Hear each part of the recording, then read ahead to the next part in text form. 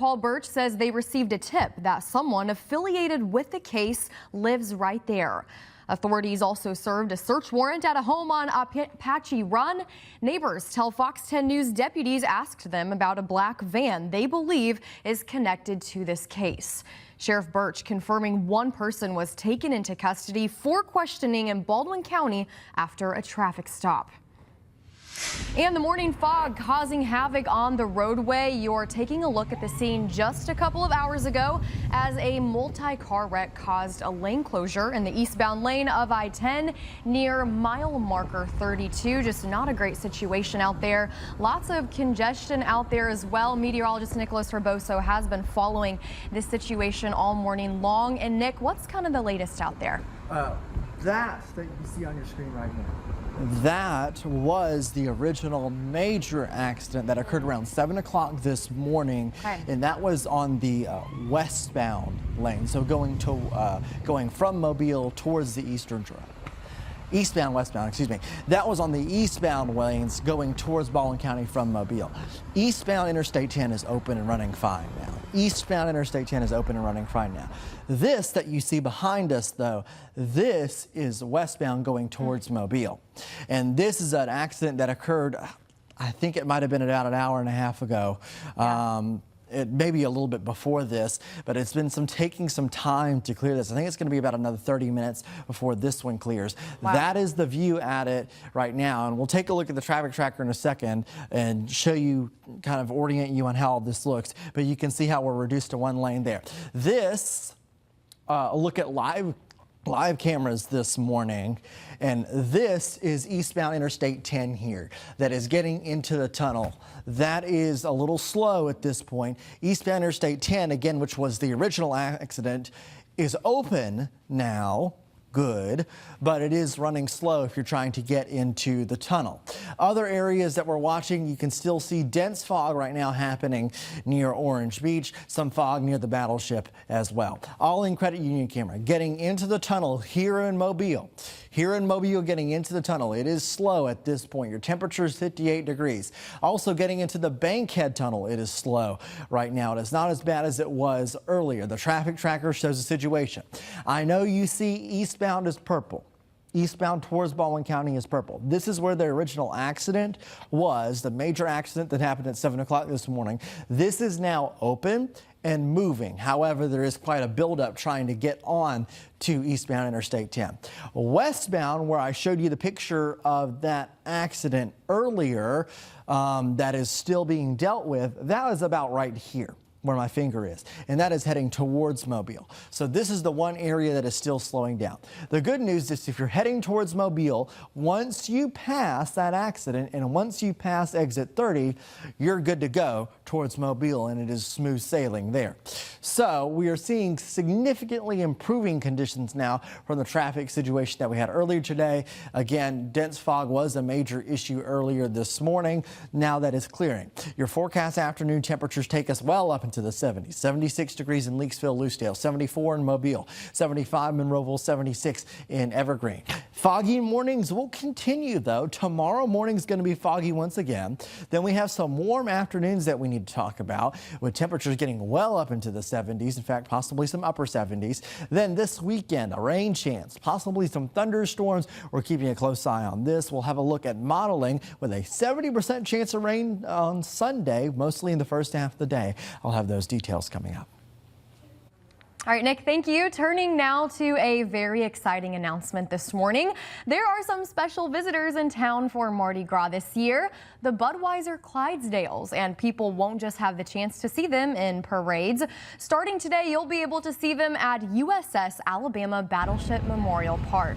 My friend Stephen Moody is live there with more this morning. And Stephen, this really is a unique opportunity for all of us along the Gulf Coast. Yes, it is, and good morning. We're here at Battleship Park here, where right behind me, just in the fog, you can see them walking out like it's a scene in a movie or one of your favorite commercials. The Clydesdales are here. Now, this is a very big week for us because we have these special guests.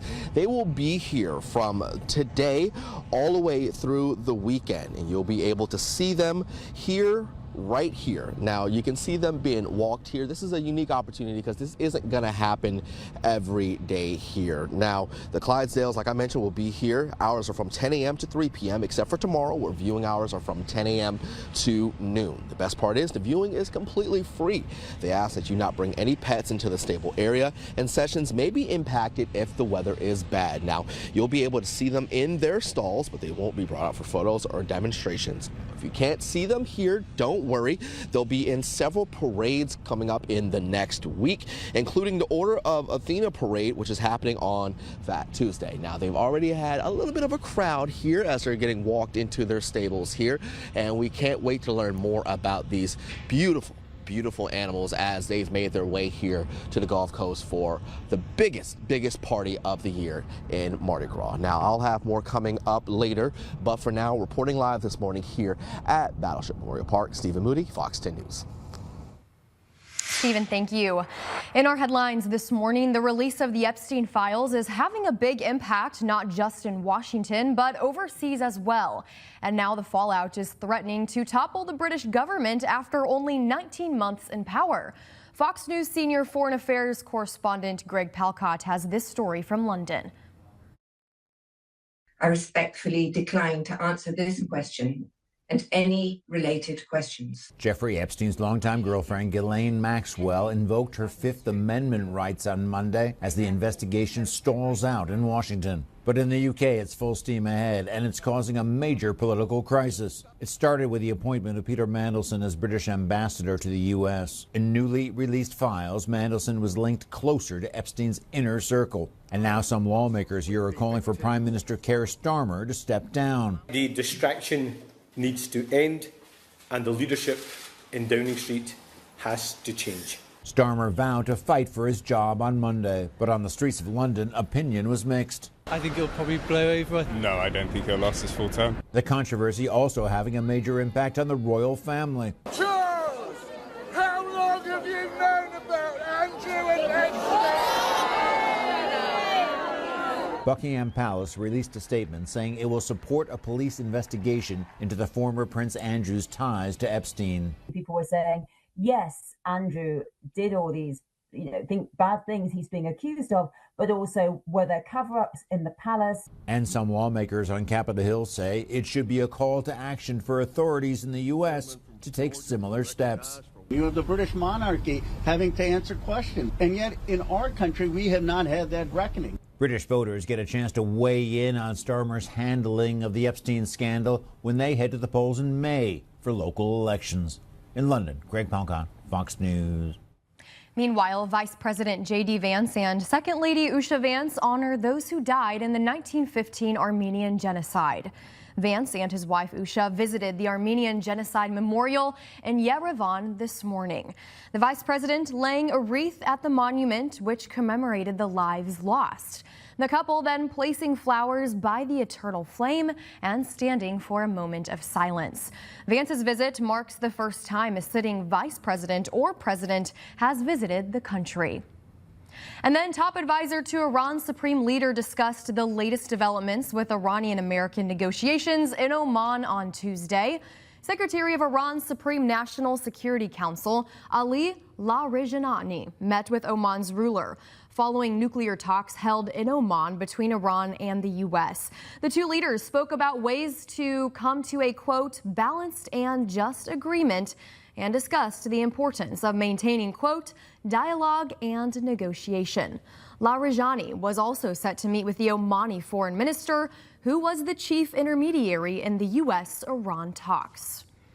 Well, days after Nancy Guthrie went missing, the Pima County Sheriff's Department says it still has no persons of interest or suspects in the case. It comes as the agency deploys some resources even across state lines. Fox News senior multimedia reporter Caroline Elliott brings us the latest. The Pima County Sheriff says thousands of tips are coming in, but now at day 10 of this search, investigators say they still do not have a suspect or a person of interest in this case. We believe our mom is still out there.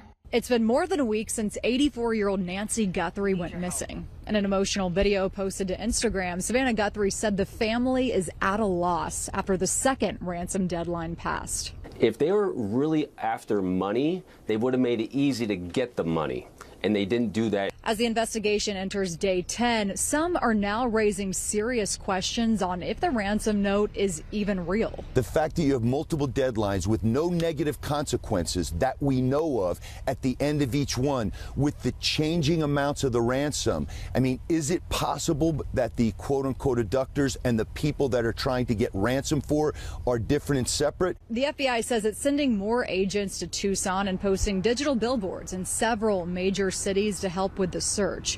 It comes after law enforcement sources described a delay in local cooperation with federal investigators, with days passing before they were allowed into the fold. We might be back to square one in that they're just working the pavement, trying to follow leads and do, detective work. TMZ is reporting that as of this morning, the Bitcoin wallet that is connected to that initial ransom note is sitting at a balance of $0. In Tucson, Arizona, Caroline Elliott, Fox News. In our local headlines now, authorities arrested 3 people in connection to a meat theft ring spanning both Mobile and Baldwin counties. Robertsdale police say they took Lindsey Barney, Daryl Sampson, and Johnny Scott into custody on Saturday after a theft at Greer's.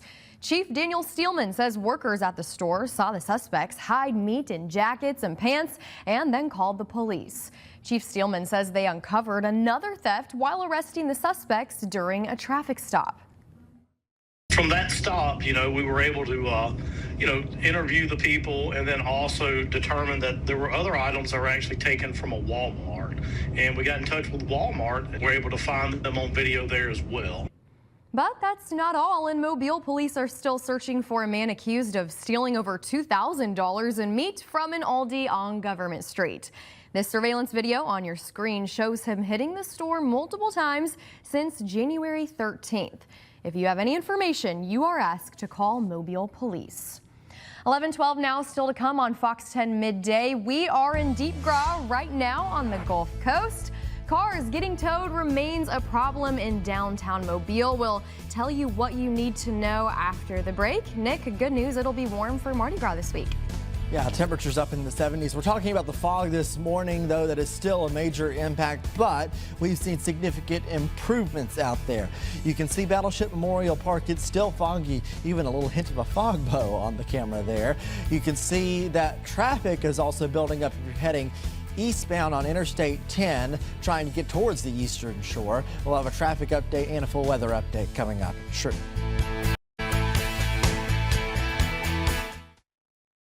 Let our family fight for your family. Morgan & Morgan, forthepeople.com.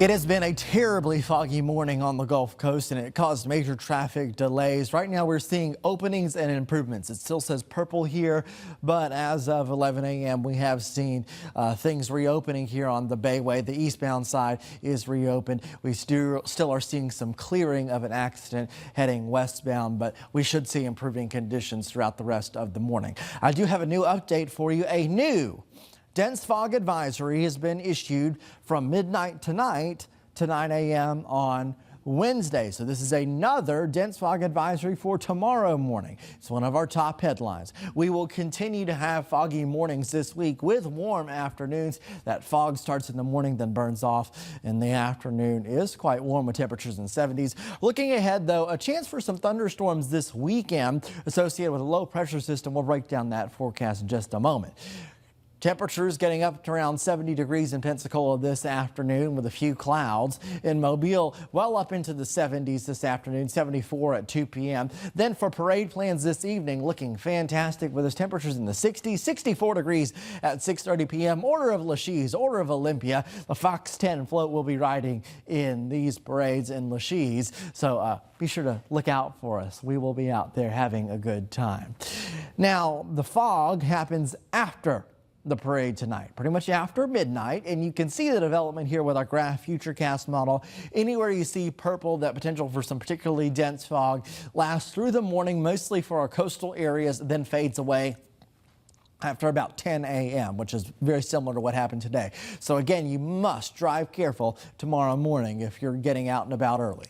Then the Muggy meter shows a brief dip in dew points on Thursday. This is after a front passes across our area on Wednesday. And then the moisture returns for the end of the week. I think we could have some more foggy mornings, especially Friday and Saturday morning. The futurecast this afternoon shows temperatures getting into the 70s, and then overnight tonight, temperatures falling through the 60s into the 50s with fog developing. Wednesday morning, we could see an isolated sprinkle. By the afternoon, we see a partly to mostly sunny sky. Then in the evening time, a band of rain showers comes in associated with a weak front. This weak front will fire off some showers, maybe a rumble of thunder, but the odds seem pretty low. And then that exits our area. Thursday is slightly cooler by a few degrees and drier. You see those morning temperatures might even squeeze into the 40s. Rain chances over the next 7 days. There's that 20% chance of rain, mostly late in the day on Wednesday. But another rain chance comes in this weekend. Saturday, we could see some showers increasing in coverage, especially very late in the day. Saturday night might be a bigger show, and then early Sunday morning might be a bigger show as the system pushes through. There's that initial front on Wednesday. That exits our region with a little fanfare. But a low-pressure system develops over Texas associated with an upper-level trough. This brings in our next significant rain chance. Low pressure system with the forecast model has been a little close to our area. You see the latest update on the model has it just north of the Fox 10 viewing area, the low pressure system at least. This puts us into an area of warm, moist, and possibly unstable air. We could get some thunderstorms to fire. The severe weather risk seems very low at this time. We'll keep you updated. Here's your 7-day outlook. There's that Wednesday rain chance. Then looking ahead as we go all the way to Lundi Gras, the day before Mardi Gras, Fat Tuesday. Valentine's Day on Saturday, that 30% chance of showers. Then Sunday, Joe Cane Day, the first half of the day, we have a higher chance of rain. That should clear by the end of the day on Sunday. And I think that Monday and Fat Tuesday forecast is looking nice with temperatures in the low 70s and partly to mostly sunny skies.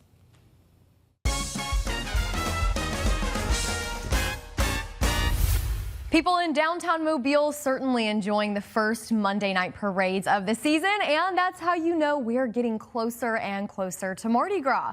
The Order of Venus, the Order of Many Faces, and Miracle on the Bay bringing the boom boom right here to the port city.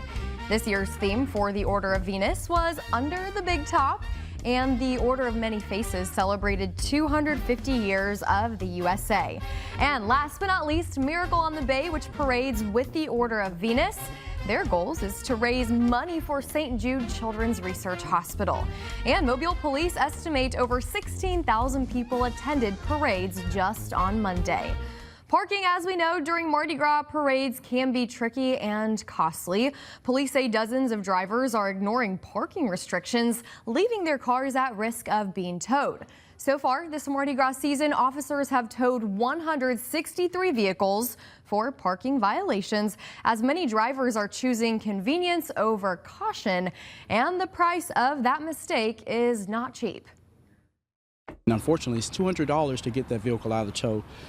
Whenever it's towed during Mardi Gras, during the parade, it's towed to a temporary impound lot. If you don't retrieve your vehicle before the end of said parade, it goes to the impound lot off of Virginia Street. Yeah, officers say most of the issues could simply be avoided with a little planning ahead, and enforcement will continue throughout the Mardi Gras season as parades roll on, so be cautious of that. The Mardi Gras fun only continues this week with parades in Mobile and Baldwin counties, and today it'll be the Order of Lachies and Order of Olympia. On Thursday, it'll be the Mystic Striper Society, and on Friday, it'll be the Crew of Columbus, Crew de Second Line, and Maids of Jubilee. These parades begin at 6:30 p.m. And here's your daily reminder, if you can't make it, Fox 10 has you covered. We'll be streaming the parades on the Fox 10 Gulfstream app, which you can download now on your Samsung, Apple, Roku, or Amazon TV, and that will continue all the way up until Fat Tuesday. And you can keep up with all things Mardi Gras in one place with the free Fox 10 Float Tracker app that allows you to know where the start of the parade is at any given time. You can also find full parade routes, a schedule, and weather forecasts. The Fox 10 Float Tracker app is available for you now in the Apple app and Google Play stores. Coming up, one of the most popular sports in the world is golf, so companies are always trying to help golfers stay on top of their game. But how do you know which technology is best? We break down golf tech in today's Did You Know after this. To get you more. Don't hesitate. Call Dean Wade, 265-1000 right now. Welcome back. Go into any sports store and you'll find all kinds of devices to improve your golf game, but which ones are really worth it? Here's Susan Campbell. You could spend money endlessly upgrading all of your golf gear. It is a multi-billion-dollar industry and it's easy to overspend, but the good news is you don't have to. You just need gear that matches your golf game. There's tech everywhere in golf. From an AI-powered robot that will detect and repair divots across the golf course. Next year, we will launch. To the G-Grip, an intelligent golf club designed to give players all kinds of data about their game. There's a sensors, motion sensors embedded inside the club, and it detects your club motion throughout your swing. It just won an award at CES for innovation. It feels like you could have a million different pieces of tech that you could throw in your bag. Are any of them actually going to help us with our game? I think there are a lot of options out there. Corey Matheson is an LPGA member and the director of Girls Golf of Phoenix.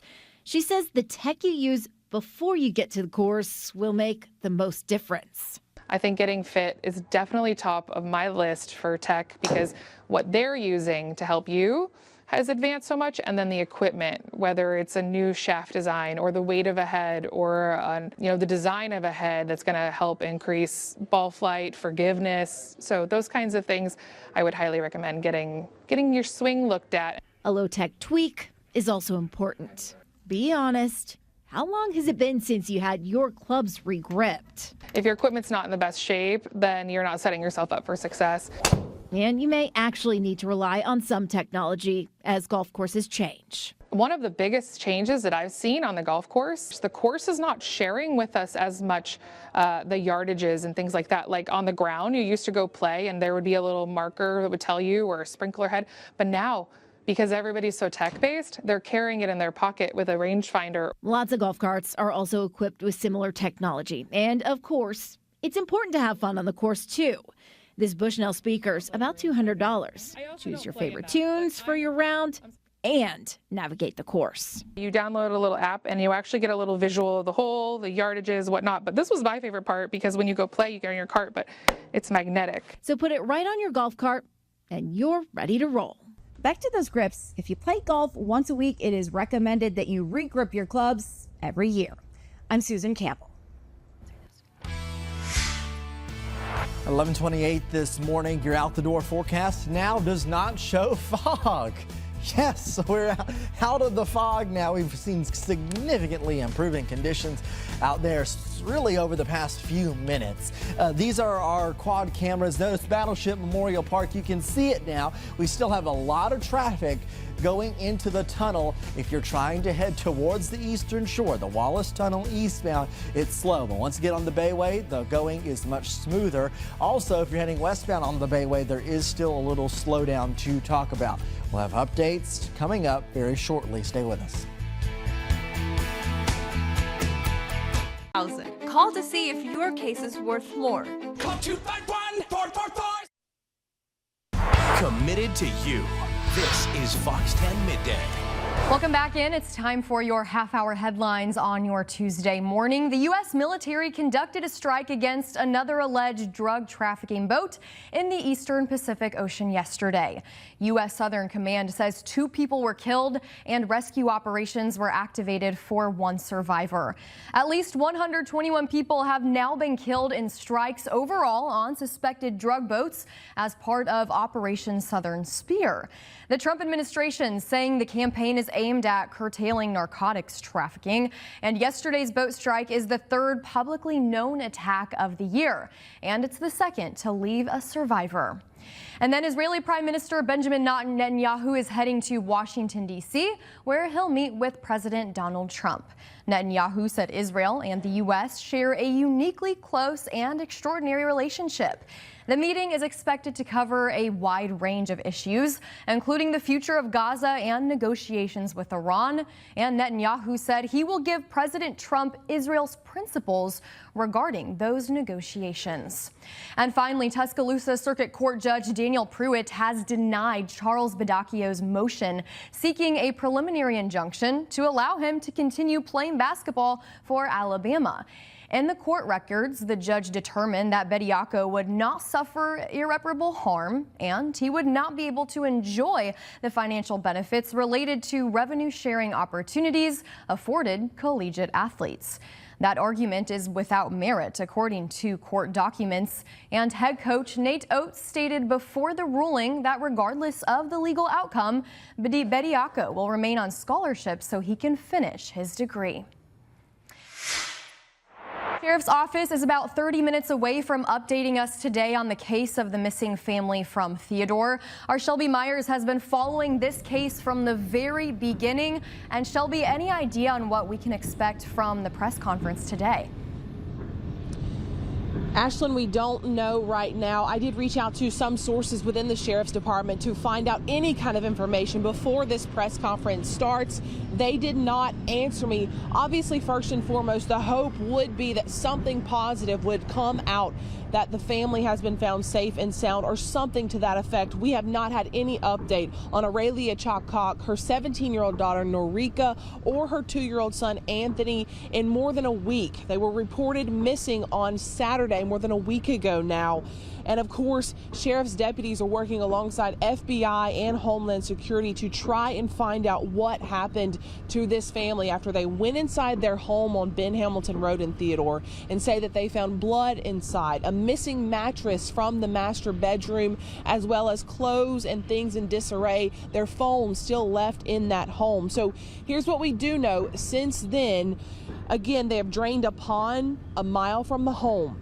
They've gone door to door asking questions for anyone to come forward with information if they saw something, if their doorbell cameras caught anything. Yesterday, the most latest information, there was a search at Lloyd's Mobile Home Park on Old Pascagoula Road, and then there was a search warrant also executed at a home on Apache Road. They also questioned a person after a traffic stop in Baldwin County. There's also been a suspicious arrest in the jail. We have asked about that person and if it is connected. We have not heard back, but again, that could come out today, whether it's an arrest or something new on the family. Those are what we are hoping for. Again, just a huge development we are hoping to come out of this, as it's been more than a week and the community has been extremely worried, along with law enforcement, on what happened to this family. So again, I am here outside of the Sheriff's Department.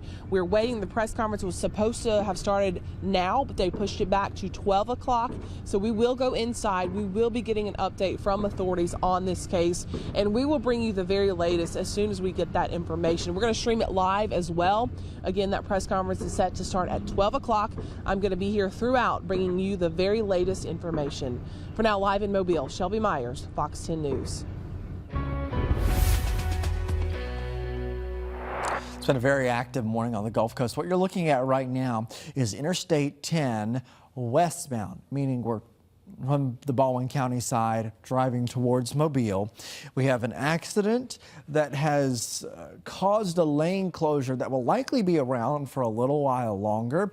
This is Interstate 10 westbound before you get to exit 30 in the middle of the causeway, or in the middle of the Bayway there. So we'll talk about that on the traffic tracker and give you an orientation on where that is in just a second. We're also talking about our forecast. All of the action this morning possibly came from the issues or complications with fog. It definitely made covering the accidents this morning more difficult. And the biggest headline that we have this morning is that foggy mornings will continue periodically through this week. Tomorrow morning, we already have a dense fog advisory. Warm afternoons, another big deal here. Temperatures well up into the 70s, then a chance for weekend rain and also some thunderstorms. We're talking about it. So the new dense fog advisory is midnight tonight to 9 a.m. on Wednesday. You can see the counties included in this. It does not include our inland counties, but includes George, Washington, Baldwin, Escambia, Santa Rosa, Okaloosa counties, and all of our coastal waters, where we're expecting fog to develop once again overnight tonight. Temperatures this afternoon in the 70s. Overnight tonight, great parade temperatures in the 60s. Then the fog develops after the parades overnight. By 5 a.m. on Wednesday, we're dealing with foggy conditions near the coast. Temperatures warm up in the afternoon well into the 70s. Then Wednesday evening, a band of showers passes across the area. This is associated with a cold front, and that does not bring a massive change in temperatures. It is barely going to bring any change in temperatures, but it does pass through our area with some showers, maybe a rumble of thunder. The odds seem low for that. Then on Thursday morning, look at the temperatures. They're in the 40s. It's a cooler morning after that cold front, and then temperatures in the afternoon too probably went up to around 70 degrees after that front. Here it is on the bigger model, the European global model, and it does show that boundary passing through very weak. Then a bigger system develops later on this week. You can see this here forming off to the west, moves on in here, and this, here we are at 1 a.m. on Sunday. Chance for thunderstorms across portions of Louisiana and Mississippi, eventually across portions of our area early on Sunday morning. Therefore, we have our highest rain chance on Sunday morning, early around 70%. That number could shift and change, so I want you to stay updated on the forecast. Here's your current situation. We're going to look at the current deal with roads and stuff like that. You see that if you're driving on Interstate 10 here, you slow down heading towards Mobile. This is our Daphne camera in Daphne, and you slow down heading towards Mobile. That's because of that lane closure that we saw that is still currently on Interstate 10 westbound towards Mobile. If you are heading eastbound, I have to go through the Wallace Tunnel in Mobile.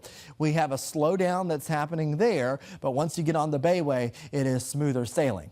The latest on the traffic tracker shows smooth sailing on Interstate 10 eastbound towards Baldwin County. The only slow spot eastbound is getting into the Wallace Tunnel. The slow spots westbound is because of an accident that we had that is placed right here just before exit 30, and that is the slow spot. Once you get past exit 30, you're good to go. So that's the traffic update. We're going to have more updates, of course, on social media and if we need to on air. But that is the current traffic situation improving at this time. All right, Nick, thanks for the latest on that situation there. In your business news, how much holiday shopping Americans were doing this past December. Small biz confidence cools. Coca-Cola earnings bubble up, and Target is cutting jobs as a new CEO takes over. Fox's CJ Papa has those stories and much more in today's Business Briefs. Economists were expecting a modest increase in retail sales for December, but sales came in flat, no increase. Shoppers were spending more in the previous month. Black Friday deals apparently helped. November retail sales increased by 0.6%.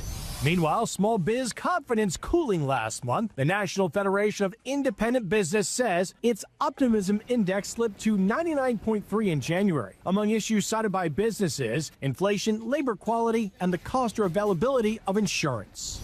Coca-Cola reported a mixed fourth quarter. Demand improved even though prices were high. Earnings were upbeat. Revenue was disappointing. Chairman and CEO James Quincy says he's encouraged by the company's resilience and momentum.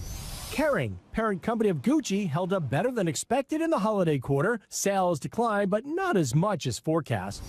And Target's new CEO, Michael Videlke, has revealed some upper management changes. Target also revealed plans to cut about 500 jobs in distribution centers and regional offices, but will add more frontline store employees. CJ Papa, Fox News. Back in our local headlines, a community outraged at a town hall meeting in Stockton last night. Neighbors are sounding the alarm over the possibility of a solar farm being built on wetlands in the Tensas River Delta. In fact, hundreds of neighbors from Mobile and Baldwin counties packed the Stockton Civic Club building Monday night. There was even overflow outside. The decision has shocked and upset many who live in that area. The Alabama Public Service Commission approved the project in November, but many residents say they're only now finding out, and they're ready to fight to keep it out of their backyards. They also say the biggest questions are how this moved forward with little public input, whether local leaders have any power to stop it, and the potential environmental damage it could cause. They got sprung on us. Like, I was just talking with people about about AI and stuff like that. And then literally the next day after I told somebody, that pops up. I was like, and didn't even know anything about it. Silicon Ranch officials say the goal is to begin construction sometime next year. And owners of the solar farm coming to Stockton spoke with Fox 10 News. This was an effort to answer some concerns being raised by those opposing the facility, as we just saw. Right now, Nashville-based Silicon Ranch tells us it's in its early stages of preliminary design and working with the U.S. Army Corps of Engineers to delineate wetlands on the Stockton property. The company bought 4,500 acres at the northeast corner of I-65 and Highway 59, and concerned residents of Baldwin County and the surrounding area are, of course, working on those strategies to oppose the building of the solar farm in what they say is one of our most environmentally sensitive areas. Silicon Ranch co-founder and CEO Reagan Farr says he's aware of concerns and says he and his team intend to hear them out. I would listen to all the concerns and then try to bring back a presentation, not on the first night, but a presentation. I hear all of the things that you're saying. Now let me share some facts with you and third-party studies. Silicon Ranch says it's working now to put together that town hall meeting where you personally can ask questions. As soon as we get a date, we'll pass that along to you. It's 11:43 now. Thanks for making Fox 10 Midday a part of your Tuesday. Coming up is Valentine's Day, as popular as it once was. Well, one generation is proving that the special day isn't as special anymore. We've got the details after this. These are our unwritten legends. Watch free anytime, exclusively on the Fox. Welcome back in. The Walk for Peace is entering its final stage. The monks were on the road early Tuesday as they head to their final stops on their 2,300-mile walk for peace. Yeah, today's events include a public event at American University, then a walk with other venerable monks and nuns from the university to Washington National Cathedral, where an interfaith ceremony will take place. After the ceremony, a unity walk will go along Embassy Row. The monks will spend Tuesday and Wednesday in our nation's capital. Heading back to Fort Worth by bus on Thursday. They are expected back in Fort Worth on Saturday. And once they arrive, they will hold another walk from the drop-off destination to their temple. A unique journey there. Well, Cupid may have a problem this year. Nearly half of Gen Z, which says that Valentine's Day is outdated, according to a new survey. Fox's Anna Eliopoulos has more on how they are changing the way we celebrate not only the holiday, but all milestones. Wedding registries are nothing new to most of us. But what about breakup registries? A new survey commissioned by e-commerce site Etsy reveals 40% of Gen Z say a post-breakup registry would be more useful than a wedding registry. Valentine's Day today, it's really evolving, especially among Gen Z. And it's really not about just thinking about registries. This is simply a new way for people to celebrate a different type of milestone. Etsy's trend expert Dana Isom Johnson says it's not about younger Americans breaking up with Valentine's Day, instead redefining it. We found that 46% of Gen Z say that Valentine's Day feels outdated. They want it to be more inclusive. They want to celebrate all of the types of love that can be celebrated for Valentine's Day. The data shows the majority of Gen Zers say breakups feel more freeing than upsetting, with 56% of respondents believing reinvention is the best part of being newly single. To help with that transition, Etsy also recently launching its first ever breakup shop. They claim that non-traditional milestone moments like breakups need to be celebrated. So they're feeling more empowered to celebrate their independence, their creativity. And this is just one example of that. And for those concerned about what that means for those who want to celebrate in a traditional way, traditional Valentine's Day isn't going anywhere. I think the message is really about being more inclusive. So it's about celebrating love at every single angle. If you have that romantic relationship that you want to celebrate, fantastic. But at Etsy, we want to make sure that we are being inclusive of all the loves of your life. In New York, Anna Eliopoulos, Fox News. I still like Valentine's Day. I think it's an excuse to just celebrate friends and family too. Yeah. Yeah. Love it. Okay. Two Gen Zers right there. Yeah, all right. Looking outside right now, we're keeping an eye on the fog still. This is Orange Beach, where we're finally able to see through the fog just a little bit. We are seeing improving conditions. A new dense fog advisory for tonight. One last look at the forecast after the break. Brakes. Brakes starting at just $100.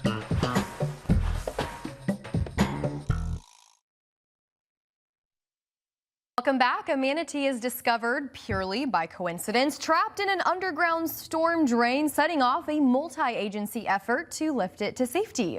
Jeremy Roth has this story in today's Take a Look at This.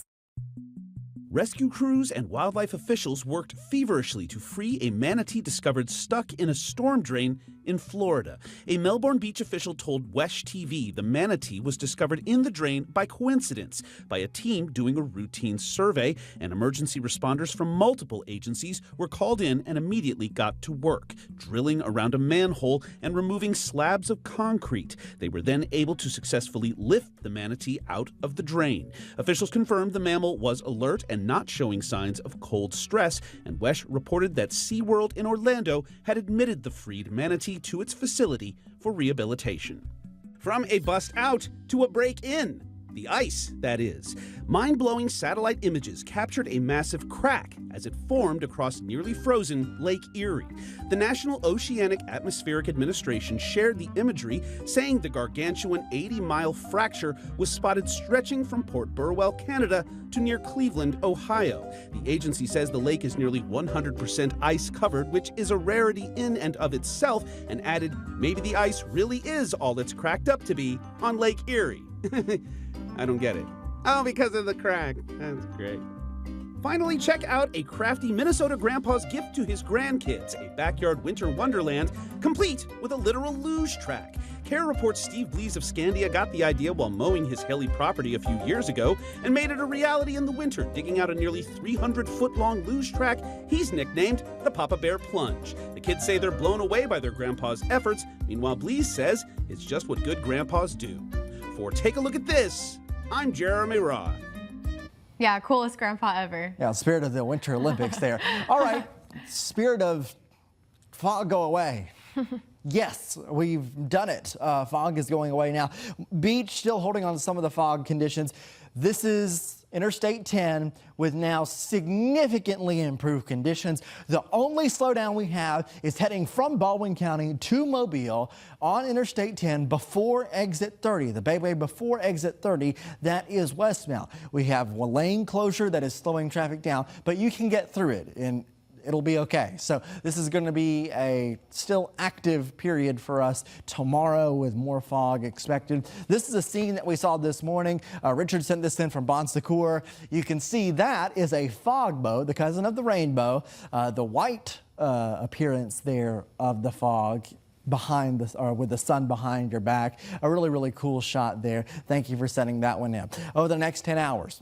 Partly cloudy skies, temperatures close to 70 degrees in Pensacola, temperatures in the middle 70s in Mobile. This evening for the parade in Mobile looks fantastic with the temperatures in the 60s and no weather interruptions. Fog develops after the parade, then your 7-day outlook does show chance for rain. On Wednesday, 20%, but a bigger chance for rain comes at the end of the week and into the weekend. You see it 70 on Sunday. Modeling showing the potential for some thunderstorms. That could change, but it's something we are keeping an eye on. Of course, Saturday's Valentine's Day, Sunday, Joe Cain Day. Looks like the Monday and Fat Tuesday forecast looking pretty good. Temperatures in the low 70s and mostly sunny. All right, good to know. Yeah, thank you for watching Fox 10 Midday. Let's go ahead and take a live look at the Mobile County Sheriff's Office. Mobile County Sheriff Paul Birch getting ready to update the public on the missing Theodore family who went missing back on January 30th. We will have more coverage of this conference right here on air after this. Stay close. We'll be right back.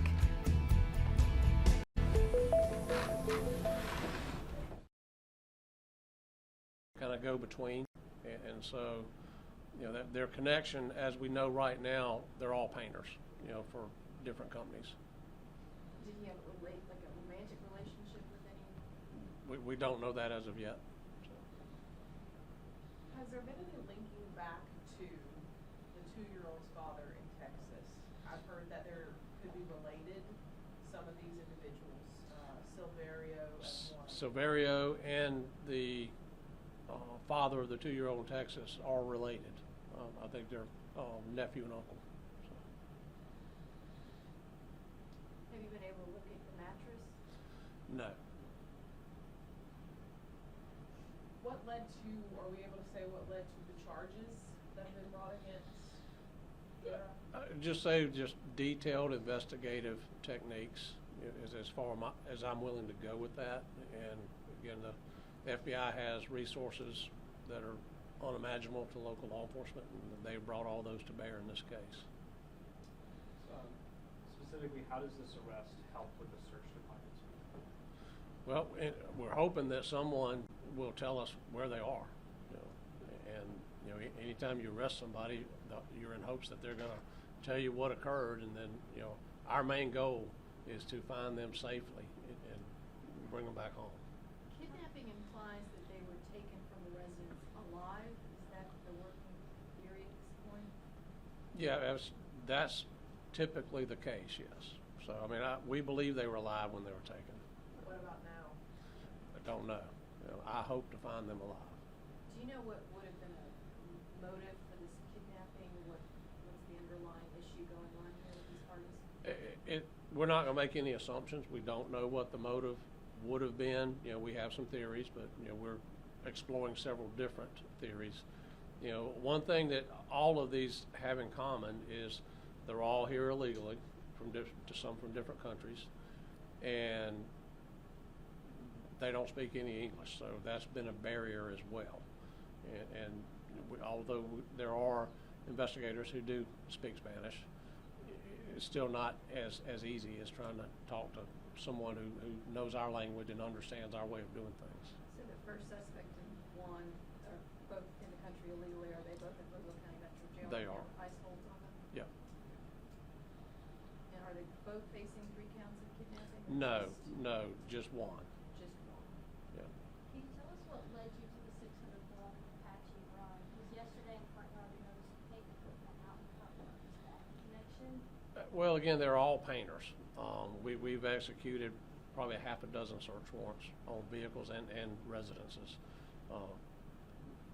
Investigative techniques led us over there. I've been told that the owner of the home they rented is Silverio's son. Is that someone you are looking at? Has he been cleared? We are talking to anybody and everybody. And as you can imagine, I've already said most of them are here illegally, so they're not, eager to talk with law enforcement. Where was the traffic stop? Baldwin County I don't know what county road they were on. It was in Bay Minette. So.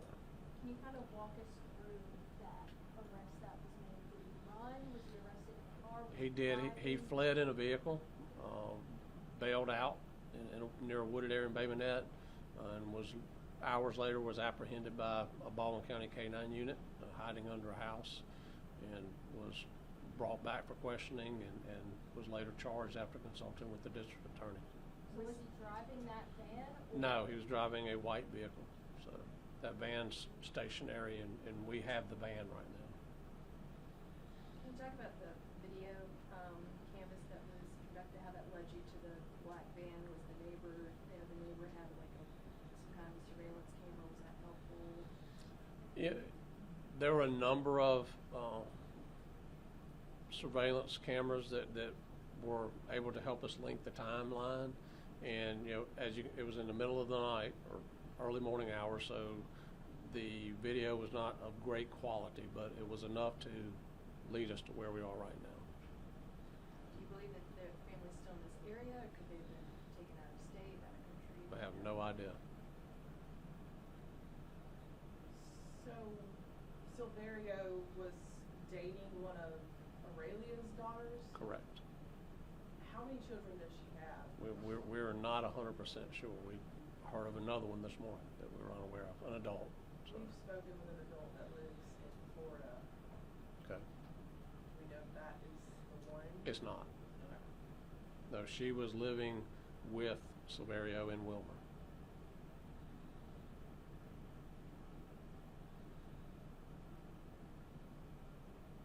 Any questions for either FBI or? I'm just curious here. You're not getting a whole lot of information about how this arrest has assisted the investigation, or other details. You know, what exactly? I mean, other than this arrest, I mean, what information have you found that's going to help you either find these people, and do you have any indication that they are still alive and that they possibly been killed? Well, your question really doesn't make sense, but anytime you are pursuing an investigation or you arrest someone for what their charge was, and in hopes that they will tell you the information that would lead to finding, you know, the family, whether they're safe or not. So, I mean, that arrest is significant because it's a piece of the puzzle, and we'll get it, and hopefully we'll further this case. So speaking of arrests, are you just counting the one as the one arrest, or are you also including Severio as an arrest in this case? Is it one or two? It's an arrest in this case. He's a piece of the puzzle as well. Like I said, there are a lot of, they're all intertwined, and you know, there's a common denominator of these paint companies that they work for, and we're still hoping that some other individuals will come forward and tell us a little more. Are the suspects cooperating with law enforcement, or they just have lawyers and trying to talk? We've obtained some statements. You know, I don't want to get into details of those, but you know, we have obtained statements from some of them. Are there federal charges in the case? There's not a federal charge at this time. What we are doing is in support of our local partners. At this time, we will continue to follow the evidence, and if there's a federal nexus and federal charge that develops, we will pursue that doggedly. You said you were executing other search warrants right now. Are you able to reveal any of those locations? Well, right now, for the safety of law enforcement, that like it's literally happening right now. I'm not going to, you know, I'll say y'all were out near a trailer park yesterday. You may want to wander back over that way today. How many other locations are being searched today? There's one on Clearview, which there should be wrapping up by now, and that's where the van was located. And that's off south part of Dolphin Island Parkway. And then again, they're headed back out to an area that y'all were at yesterday. What about any more of the homes in Wilmer? I've seen records that the person that owns the home they rented also owns a couple of homes, maybe where Severio was in Wilmer. We have done a deep dive on all those, and so far had approached those residences and any properties that we could tie to any of them. So you said the van was just recovered, and I'm assuming there would be some forensic analysis performed on this van, of which people would that be your That would be the FBI. What's the name of the paint company? Is there a name to give? I don't really want to get into that right now. Is there anything that the public can help you with? Yeah, just any information they may have. And again, a lot of these people here illegally in the country. That's not what we're here to do in this case right now. We want to find this family. So I don't want them to be fearful that they're going to be deported just for coming to law enforcement. Do you think, did they come over from Guatemala together? Because she was from Guatemala. Did they? Yeah, I really don't know those, attachments. I do know Aurelia. I mentioned I had a final deportation order in April of last year. So. Now, the baby's father, who's in Texas, at the last press conference, he said he's no longer a person of interest for now. I said that this time. Is that still the? I mean, we're not ruling anything out right now. So, but he is still in custody in Texas. Just a quick question. No, I do not. Any of the people that are missing that had a deportation order, would y'all recommend, if they're found alive and well, would y'all recommend any form of clemency in terms of that deportation order? For any of the people who y'all have talked to who have helped with this investigation and so on? Yeah, that would be up to the federal government. That has nothing to do with the sheriff's office. Is that something that y'all would recommend? That would be something I'd have to defer to our Homeland Security investigative partners. There is something in place that could be a possibility, whether it's granted or not. Correct? There's a visa U or something like that? I can speak to that. There is a process with a U visa where victims of crime can receive a visa, especially during the course of prosecution of a case. My understanding is that it could extend out further from that. But like the sheriff said, the citizenship status of the victims in this case and of any witnesses is not what is at issue here. What is important is trying to find this family safe, alive, and get them back home. Do you know what the charges are and why he's being held in Texas? What the charges are? He had some active warrants on drug cases. So, and then, of course, he has a detainer on him as well. So. I know you said cameras really helped you guys. There's been billboards put up throughout. Any indication that somebody saw those billboards and we were able to help too? Or? We have received a few crime tips, and have followed up on each of those.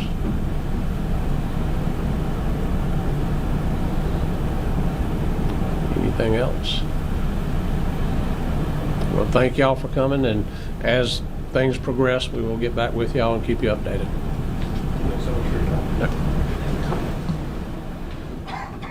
All right, that was the Mobile County Sheriff's Office wrapping up a press conference on the missing Theodore family moments ago.